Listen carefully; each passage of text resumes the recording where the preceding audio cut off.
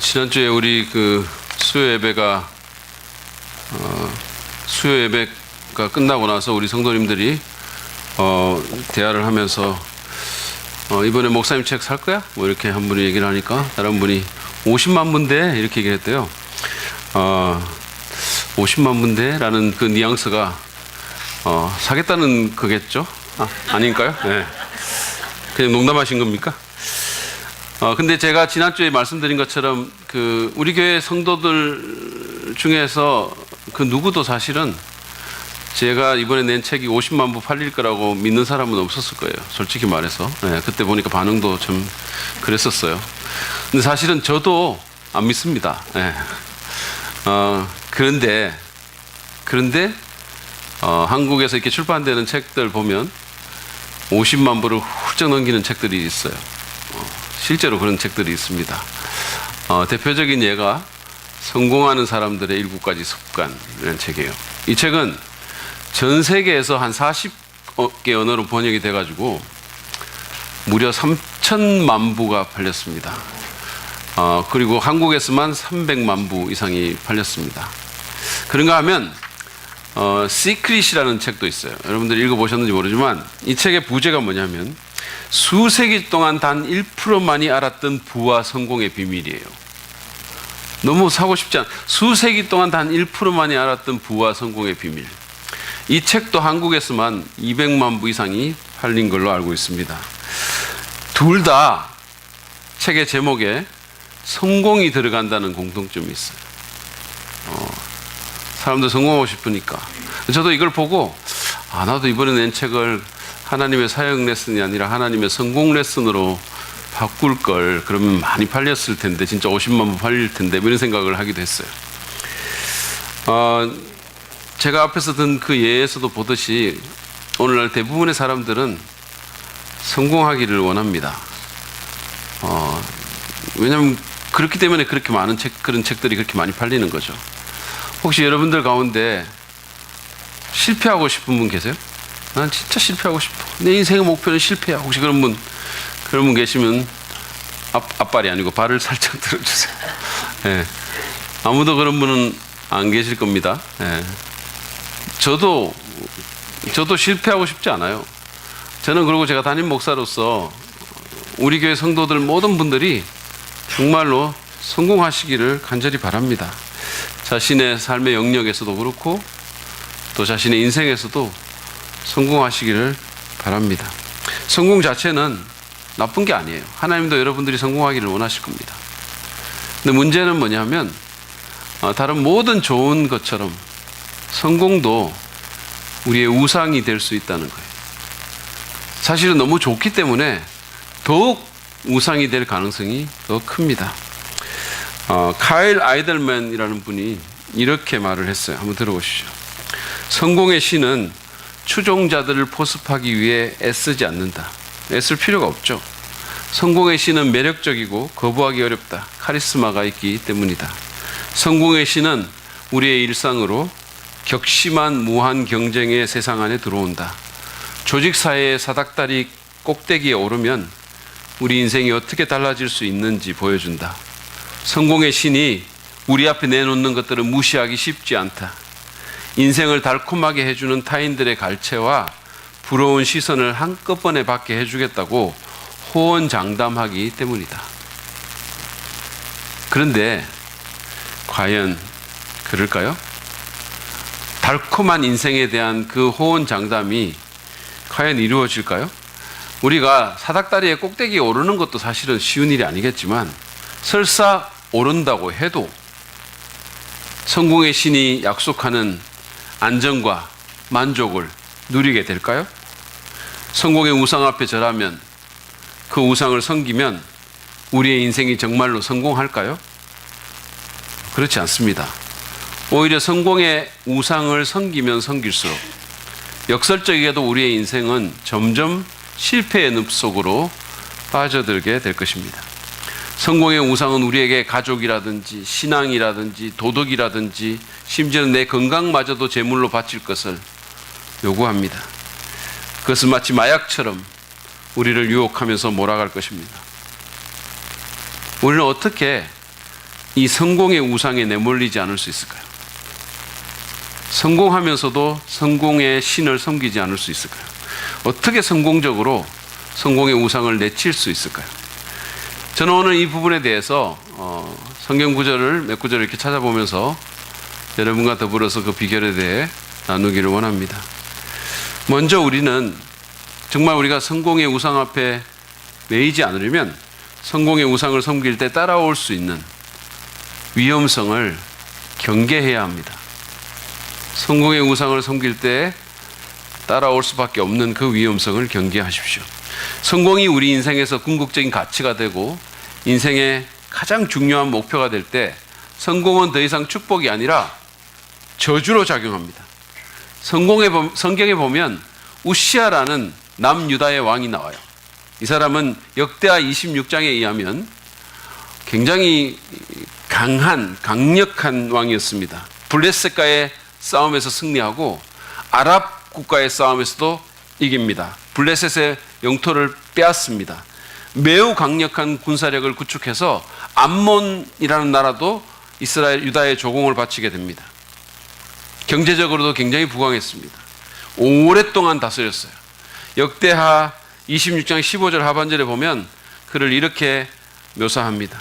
그의 명성이 사방으로 퍼졌고 하나님께서 그를 도우셨으므로 그는 매우 강한 왕이 되었다. 그는 성공한 왕이 된 것입니다. 그런데 그 성공이 그를 교만하게 만들었습니다. 그는 제사장만이 할 수 있는 분향을 하려고 성전의 분향단에 들어갑니다. 아사랴 대제사장을 비롯한 제사장 80명이 그를 말리면서 이 일은 하나님께서 구별하신 제사장만이 할 수 있는 일이라고 거룩한 곳에서 물러서라고 경고했지만 그는 그 말을 듣지 않았습니다.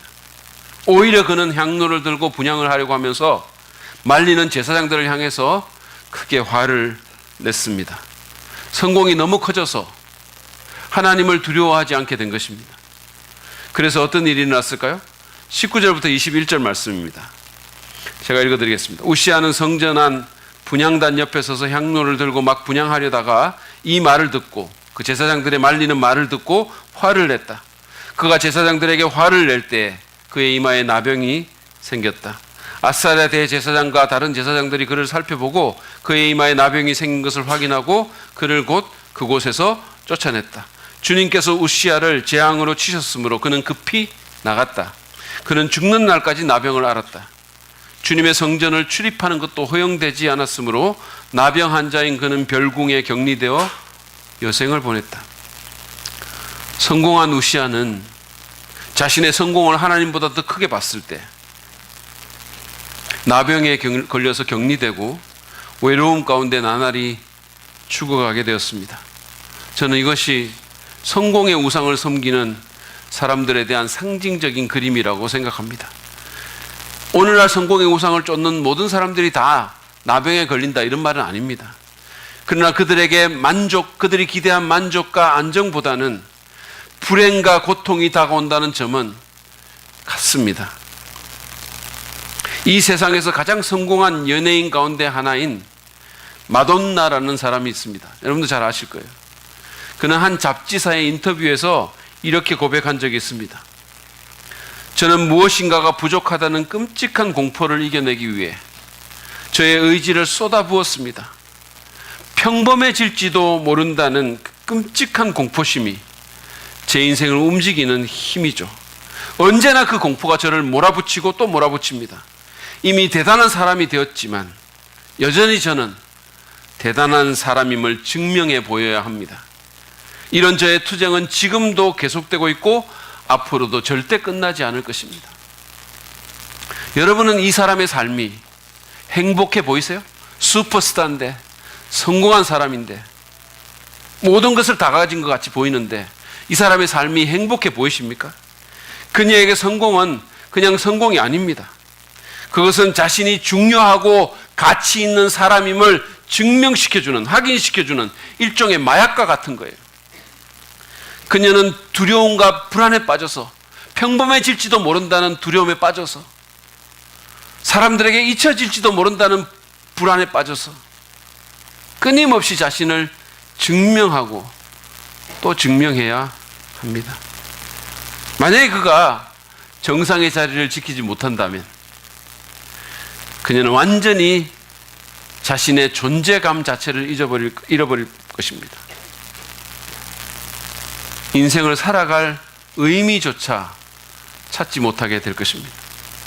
이것은 하나님보다 성공을 더 높이는 사람들, 모든 사람에게 찾아올 형벌입니다.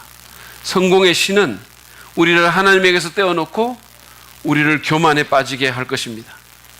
뿐만 아니라 우리의 공포심을 끊임없이 자극해서 계속해서 우리를 몰아붙일 것입니다.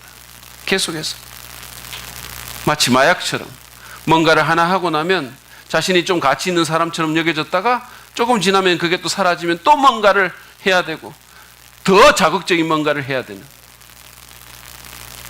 끊임없는 일들이 일어나게 될 것입니다.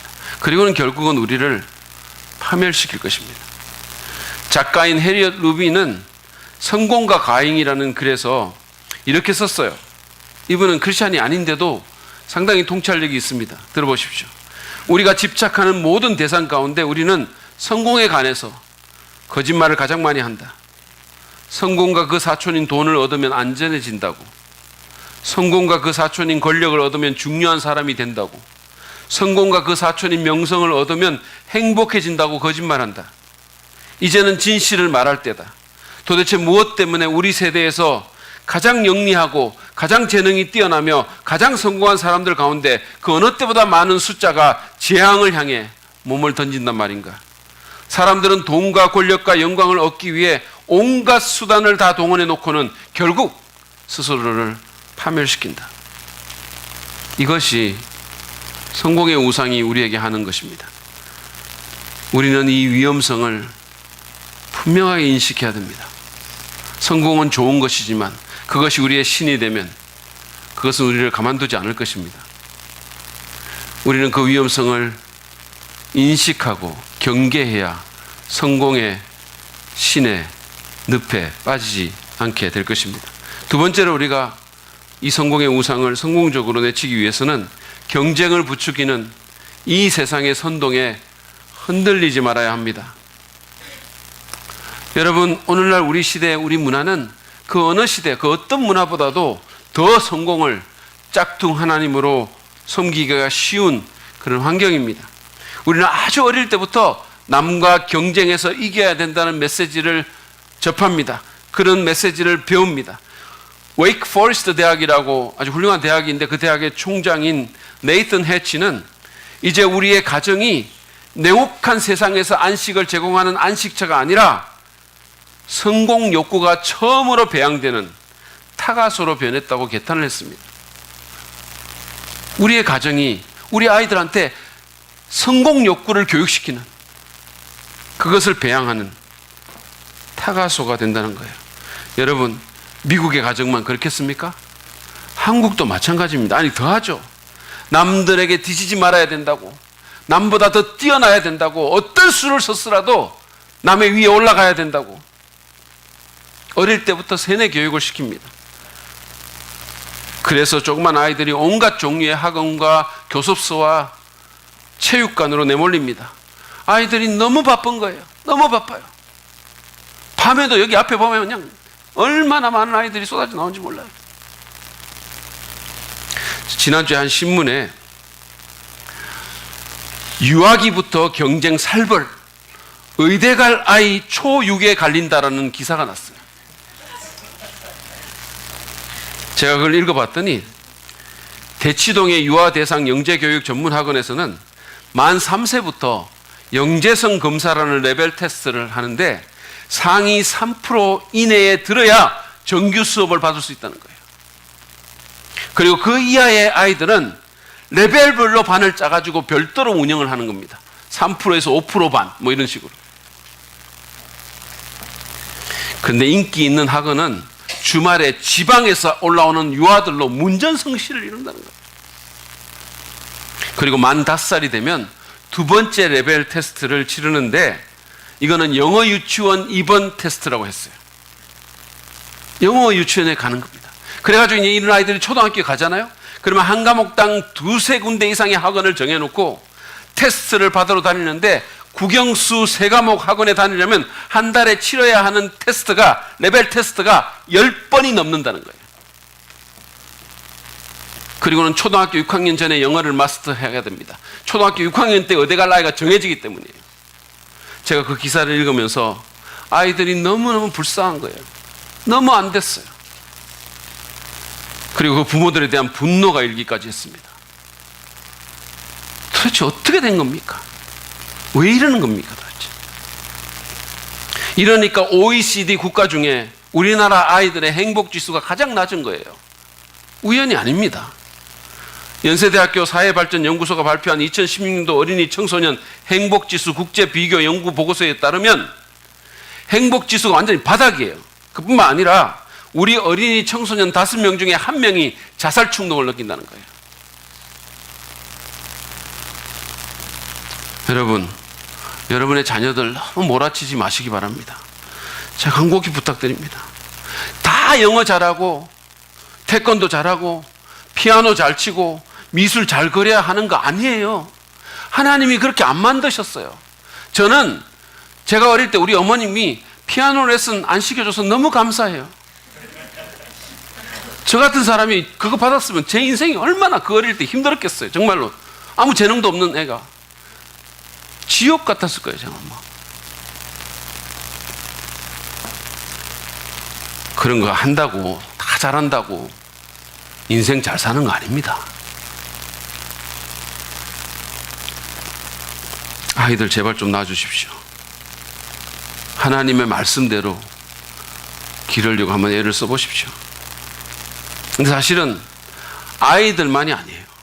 어른들도 경쟁에서 이겨야 한다는 무한 압박에 시달립니다. 언젠가 어느 개그맨이 1등만 기억하는 더러운 세상이라고 그렇게 막 얘기를 해가지고 그게 엄청 유행을 했잖아요. 근데 사실 웃을 말이 아니잖아요. 그게 사실이거든요. 그게 우리가 사는 사회거든요. 그러다 보니 우리는 더욱 그런 압박을 받는 거예요. 여러분, 목회자도 예외가 아닙니다. 교회도 예외가 아닌 거예요. 제가 어느 그 장로교회인데 한 1000명 정도 모이는 제법 그래도 사이즈가 있는 교회에 설교하러 간 적이 있거든요. 거기서 제가 이제 얘기를 하면서 들은 건데 그 교회 담임 목사님이 매년 이렇게 연말이 끝날 때쯤 되면 당회에 가시는 거예요. 그래가지고 1년 사역을 평가를 받습니다. 말이 평가지 질책을 받는 거예요. 거기서 장로님들한테.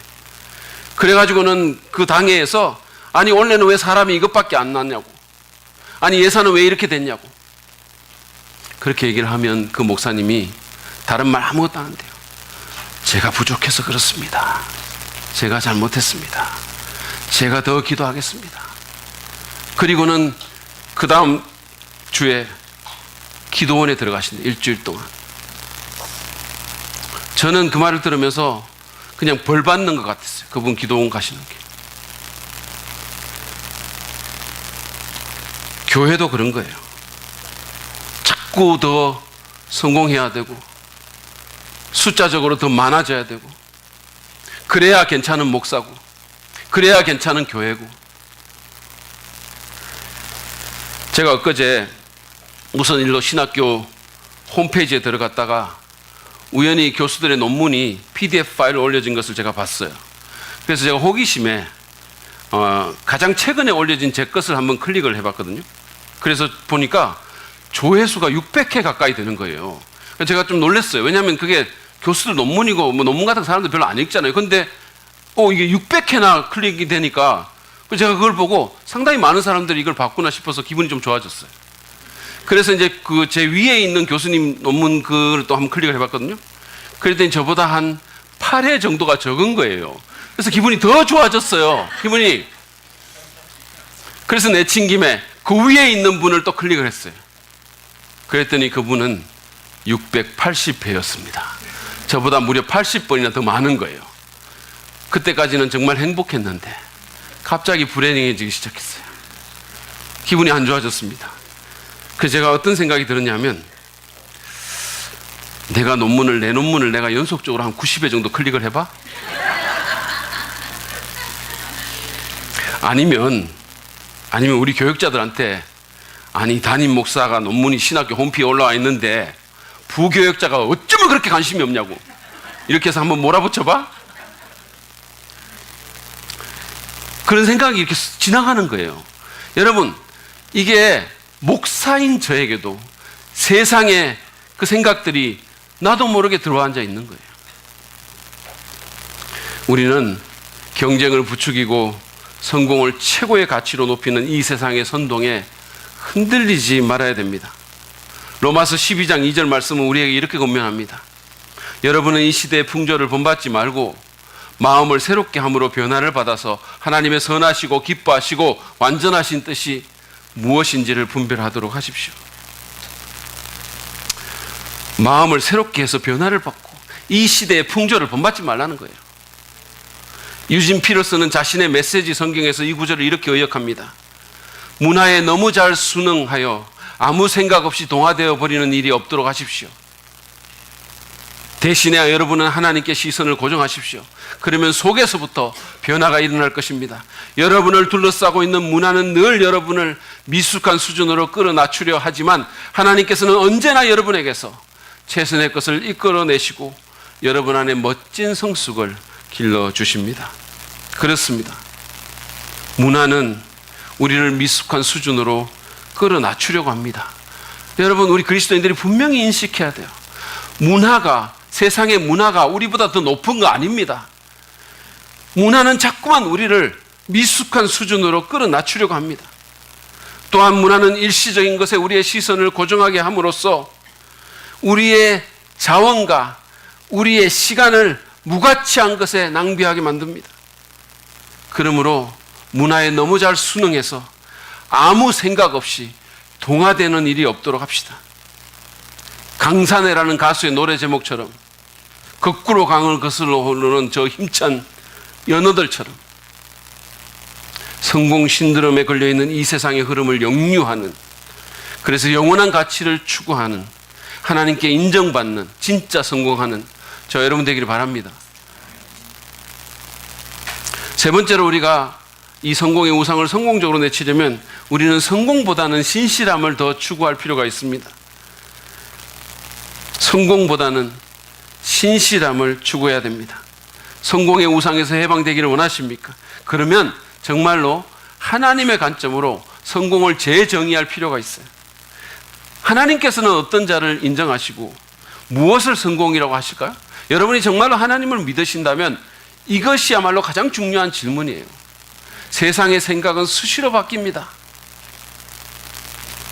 그냥 없어질 세상이에요, 사실은. 그러나 하나님이 진짜 성공했다고 하면 성공한 거예요. 하나님은 어떤 자를 성공했다고 말할까요? 마태복음 25장에 보면 소위 달란트의 비유가 나옵니다. 여러분도 아마 다 잘 아시는 비유일 거예요. 이 비유에서 주인은 긴 여행을 떠나면서 자기 종들에게 한 사람에게는 5달란트를, 한 사람에게는 2달란트를, 한 사람에게는 1달란트를 맡깁니다. 5달란트 맡은 종은 열심히 해서 5달란트를 더 남겼어요. 그리고 2달란트 받은 종은 또 2달란트를 더 남깁니다. 세상적으로 보면은요, 5달란트를 남긴 자가 2달란트를 남긴 자보다는 더 성공한 거예요. 여러분, 요즘 돈 가치로 따지면은요, 한 사람은 100억을, 한 사람은 40억을 남긴 거예요. 제가 여러분 안 놀랄 줄 알았어요. 여러분들은 스케일이 너무 크신 분이라 100억 이런 거 그냥 그거 아무것도 아니잖아요, 사실. 100억을 남겼어요. 엄청나게 성공한 겁니다. 그런데 주님께서는, 그 주인은 두 사람을 다 같이 칭찬하며 똑같은 말로 칭찬했어요. 21절에 보면 5달란트 남긴 종에 대한 칭찬의 말이 있습니다. 주목해서 잘 보세요. 잘했다. 착하고 신실한 종아. 네가 적은 일에 신실하였으니 이제 내가 많은 일을 네게 맡기겠다. 와서 주인과 함께 기쁨을 누려라. 23절에 보면 2달란트 남긴 종에 대한 칭찬이 나오는데, 제가 시간 관계상 찾아 읽지는 않겠지만 토시 하나 틀리지 않고 똑같습니다. 하나님의 기준이 어디에 있는지 보십시오. 얼마나 많은 수익을 창출했고 얼마나 크게 경쟁해서 이기고 얼마나 많은 돈을 남겼느냐 있는 게 아닙니다. 그분의 기준은 신실함에 있었어요. 착하고 신실한 종아, 네가 적은 일에 신실했으니, 그렇게 말씀합니다. 그 일이 크든 작든 맡겨진 일을 성실하게 감당했을 때, 꼼수 부리지 않고 하나님의 말씀에 순종했을 때, 그 말씀에 신실했을 때, 맡겨진 사명에 신실했을 때, 그분은 그것을 성공으로 인정하시고 영원한 보상과 기쁨을 허락하십니다. 여러분, 모두가 회사의 최고 경영진에 올라가지 않고 또 그럴 필요도 없습니다. 모두가 유명한 스타가 되지 못하고 또 그럴 필요도 없습니다. 모두가 성공한 의사나 변호사나 교수 같은 전문직이 되지 않고 또 그럴 필요도 없습니다. 모두가 대형교회 목사가 되지 못하고 그럴 필요도 없어요. 여러분, 모두가 대형교회 목사가 되면 저 농촌에 있는 분들은 누가 돌봅니까? 이 마을에 있는 그런 사람들, 그리고 대형교회를 싫어하는 성도들은 누가 돌봅니까? 제 친구 중에, 여러분에게 제가 이름만 대면 알만한 엄청난 대형교회에서 담임 목회자로 와달라고 청빙을 받은 친구가 있어요. 목사 친구인데. 근데 그 친구는 자기가 거절을 했습니다. 자기가 안 가겠다고. 저는 너무 안타까웠어요, 사실은. 갔으면 좋았을 텐데. 그러면 내가 이런 사인도 좀 받고 말이지. 그래서 제가 왜 안 갔냐고 물었어요. 그랬더니 그 친구가 저한테 이렇게 얘기했어요. 나는 그런 교회 할 그릇이 못 돼. 나는 그런 대형교회 할 목사가 아니야. 여러분, 모두가 커지고 모두가 높아질 필요 없어요. 사실은 하나님께 그런 것은 별로 중요하지 않습니다. 그리고 그렇게 된다고 해서 그것이 우리를 더 가치 있는 사람으로 만들거나 그것이 우리 인생을 더 행복하게 하지도 않습니다. 그리스도인은 하나님의 기준을 갖고 세상적인 성공보다는 신실함을 추구해야 합니다. 그렇게 신실함을 추구할 때 그때 하나님의 역사가 나타나는 거예요. 그게 하나님의 성공 레시피입니다. 경쟁에서 이기거나 남을 밟고 올라가서 높은 자리에 앉거나 무언가를 성취해서 자기를 증명해 보이려고 하기보다는 하나님께 신실하며 그분께서 내게 맡기신 일에 신실합시다. 그게 진짜 성공이에요. 그리고 그럴 때 우리는 우리를 파괴하는 성공의 우상에서 벗어날 수 있어요. 우리의 그릇은 다 다릅니다. 우리의 사명도 다 그래요. 이 세계 높은 위치에 있었던 디오그네투스라는 사람에게 보내진 서신이 있습니다. 디오그네투스에게 보낸 편지라는 그 서신이 있어요. 근데 그 서신은 초대 그리스도인들이 얼마나 다른 성공의 잣대로 움직였는가를 잘 보여줍니다. 한번 들어보세요. 그리스도인들은 그들의 이웃을 지배하거나 약자의 우위에 서기를 추구하거나 부자가 되거나 자기들보다 하층민들을 공격함으로써 행복을 찾지 않습니다. 반대로 그리스도인은 이웃의 짐을 자신들이 지는 것에서, 연약한 자들을 돕기 위해 자신들의 지위를 이용하는 것에서, 하나님에게서 받은 것을 어려운 이들에게 나눠주는 것에서 성공을 봅니다. 이것이 하나님을 본받는 자가 된다는 것의 의미입니다. 그들은 주님의 말씀과 뜻과 사명에 신실한 것을 성공으로 규정했습니다. 그리고 그것을 위해서 사는 거예요. 그것이 그들의 가치가 된 것입니다.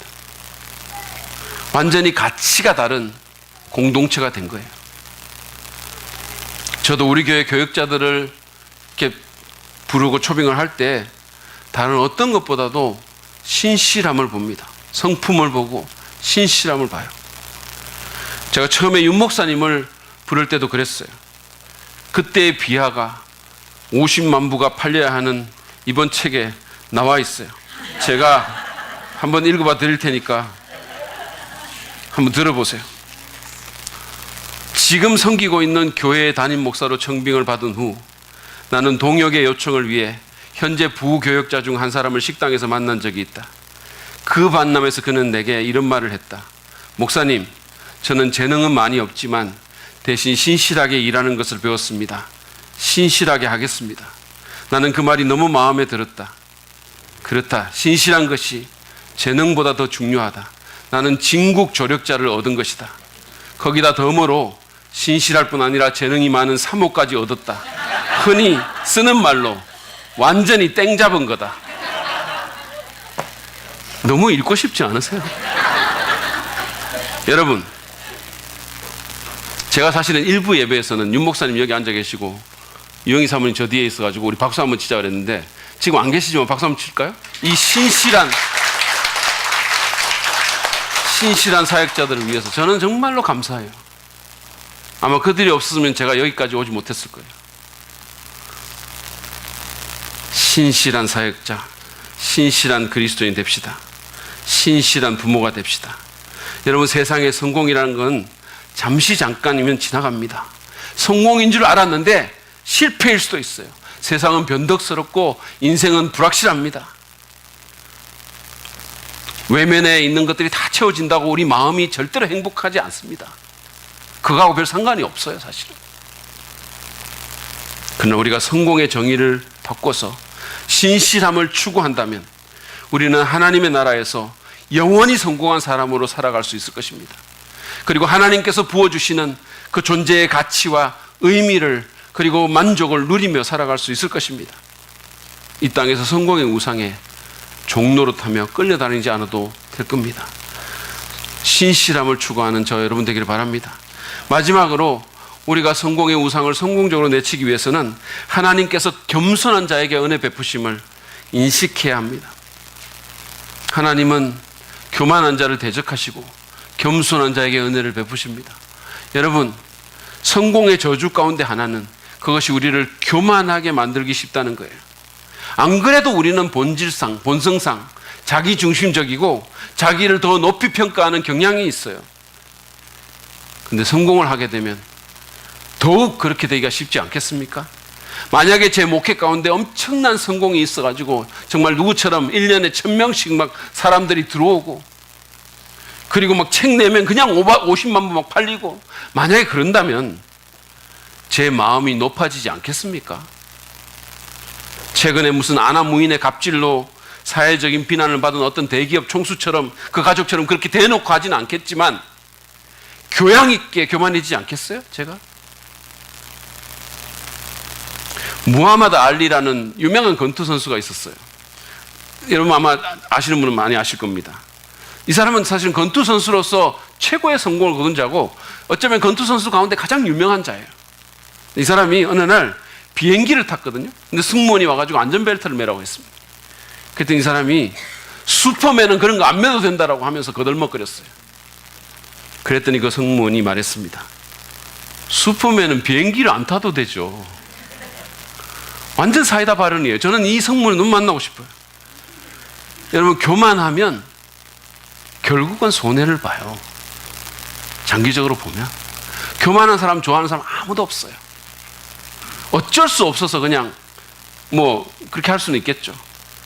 그러나 누구도 교만한 사람 좋아하거나 존경하지 않습니다. 그런데 교만한 것의 가장 큰 손해는 교만한 상태에서는 하나님의 은혜를 받아들이기가 불가능하다는 거예요. 열왕기하 5장에 보면 나아만이라는 시리아의 장군이 나옵니다. 이 사람은 나라의 2인자였고 군인으로서는 가장 높은 자리에 올라간 사람이에요. 성공한 사람입니다. 근데 안타깝게도 그는 문둥병에 걸리게 돼요. 그래서 어쩔 수 없이 기적을 잘 행한다는 이스라엘의 선지자인 엘리사를 찾게 됩니다. 비록 문둥병에는 걸렸지만 그래도 그는 국가 권력의 2인자였었어요. 그래서 그는 군마와 병거를 거느리고 정말 엄청난 위용을 뽐내면서 선지자를 찾아갑니다. 그 행렬이 진짜 대단했을 것 같아요. 정말로 그랬을 것 같아요. 그런데 선지자는 나만 같이 성공한 사람이 누추한 그의 처소를 방문해 주는 영광을 전혀 모르는지 문 앞까지 나와보지도 않고 사안을 시켜서 요단 강물에 가서 몸을 7번 씻으라는 황당한 요구를 합니다. 그는 자존심에 큰 상처를 입었어요. 너무너무 화가 났습니다. 그의 반응을 보십시오. 열왕기하 5장 11절 12절이에요. 나아만은 이 말을 듣고 화가 나서 발길을 돌렸다. 적어도 엘리사가 직접 나와서 정중히 나를 맞이하고 주거의 하나님의 이름을 부르며 상처 위에 직접 안수하여 나병을 고쳐주어야 도리가 아닌가. 다마스쿠스에 있는 아마나 강이나 바르발 강이 이스라엘에 있는 강물보다 더 좋지 않다는 말이냐? 강에서 씻으려면 거기에서 씻으면 될 거 아닌가? 우리나라의 강물에서는 씻기지 않기라도 한다는 말이냐? 하고 불평하였다. 그렇게 불평을 하고 나서 나아만은 발길을 돌이켜 분을 참지 못하며 떠나갔다. 만약에 나아만이 여기서 그냥 떠나갔다면 그는 성공했지만 나병 환자로 죽었을 것이고 우리는 그의 이름을 성경에서 보지 못했을 겁니다. 그러나 다행스럽게도 이게 이야기의 끝이 아닙니다. 그에게는 지혜로운 부하들이 있었어요. 13절입니다. 그러나 부하들이 그에게 가까이 와서 말하였다. 장군님, 그 예언자가 이보다 더한 일을 하라고 하였다면 하지 않았겠습니까? 않으셨겠습니까? 다만 몸이나 씻으시라는데 그러면 깨끗해진다는데 그것을 못할 까닭이 어디에 있습니까? 운명의 순간이었어요. 사실. 여러분, 나아만이라는 사람은요, 이런 식으로 살아온 사람이 아니에요. 그는 자기의 힘으로, 자신의 능력으로 무언가를 성취하면서, 그러면서 그 성취에 마땅한 대접을 받으면서 그렇게 살아온 사람이에요. 근데 만약에 그가 이 부하들의 조언을 받아 선지자의 말대로 하려면 자신이 무력하고 약한 사람임을 인정하고 구원을 대가 없는 선물로 받아들여야만 했어요. 어린애 장난 같은 이 일을 해야만 했던 겁니다. 그는 이렇게 살아온 사람이 아니에요. 팀 켈러라는 사람이 지적한 것처럼 하나님의 은혜를 받기 위해 필요한 것은 오로지 부족함, 결핍, 다시 말해서 나는 아무것도 아니다라는 인식입니다. 근데 정신적으로 겸손한 태도를 취하는 것은 너무도 힘든 일이에요. 특별히 나아만처럼 성공한 사람은 더 그렇습니다. 그래서 성공한 사람, 잘 나가는 사람이 구원받고 은혜 받기가 힘든 거예요. 성공의 우상은 우리가 성공을 하고 뭔가 대단한 성취를 해야만 안정과 중요성과 자기 가치와 행복을 얻을 수 있다고, 다시 말해서 구원을 얻을 수 있다고 속삭입니다. 그러나 하나님은 우리가 어린아이처럼 낮아져서 아무것도 내세우지 않고 겸손히 하나님의 우리를 위한 사랑과 은혜를 받아들일 때 구원을 얻을 수 있다고 말씀합니다. 나아만은 그렇게 했어요. 그의 몸은 깨끗하게 됐고 그의 영혼도 구원을 받았습니다. 이것은 그리스도인의 매일의 삶 가운데서도 마찬가지입니다. 우리는 내 업적과 내 행위를 내세우며 그것으로 하나님을 조정하려 할 것이 아니라 죄악에 찬 자신의 행동을 예수님의 발 아래 내려놓고 자신의 무력함과 약함을 인정하고 하나님만을 바라봐야 됩니다. 나는 아무것도 아닙니다. 높으신 하나님 앞에 나는 아무것도 아닙니다. 나는 내세울 것이 아무것도 없습니다. 그럴 때 그분께서 우리에게 성공이 줄 수 없는 하늘의 은혜를 주실 것입니다. 그럴 때 우리가 그토록 원했던 안정과 평안과 자기 가치에 대한 확신이 하나님의 선물로 있게 될 것입니다. 내가 뭔가를 이루었기 때문에, 내가 뭔가를 성취했기 때문에가 아니라 하나님의 선물로 마치 어린아이 같은 나에게 온전히 은혜로 그것들이 주어지게 되는 것입니다. 그리고 그렇게 할 때 우리는 뭔가 대단한 일을 해야만 한다는 압박 가운데서도 벗어날 수 있을 것입니다. 오늘 우리는 성공이라는 우상에서 해방되기 위해서 성공의 우상을 섬길 때 따라오는 그 위험성을 경계해야 된다는 것과 경쟁을 부추기는 이 세상의 선동에 흔들리지 말아야 할 것과 성공보다는 신실함을 더 추구하며 하나님께서 겸손한 자에게 은혜 베푸심을 인식해야 함을 배웠습니다. 이제 말씀을 마무리하며 저는 하나님의 나라의 가장 성공자이신 예수 그리스도에 대해 잠시 생각을 해보려고 합니다. 여러분, 예수님은 얼마든지 높아질 수 있는 분이셨어요.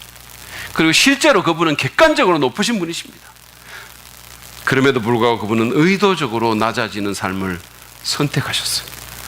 천국의 영광을 버리고 이 천한 땅에, 그것도 가난한 목수의 아들로 동물의 여물통에서 태어나셨습니다.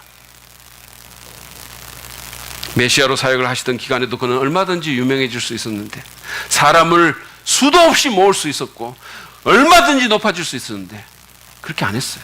제자들은 그가 언제 권력을 잡을지, 언제 중요한 사람들과 인맥을 쌓을지, 언제 이스라엘 총종교연합회 회장에 출마할지, 언제 헤롯과 빌라도와 같은 사람과 세기의 협상을 할지, 거기에 관심이 집중되어 있었지만 예수님은 그들의 기대와는 정반대로 자신을 낮추고 사람들을 흩어내고 오히려 사람들을 섬기다가 고문당하고 십자가에서 살해당하셨습니다.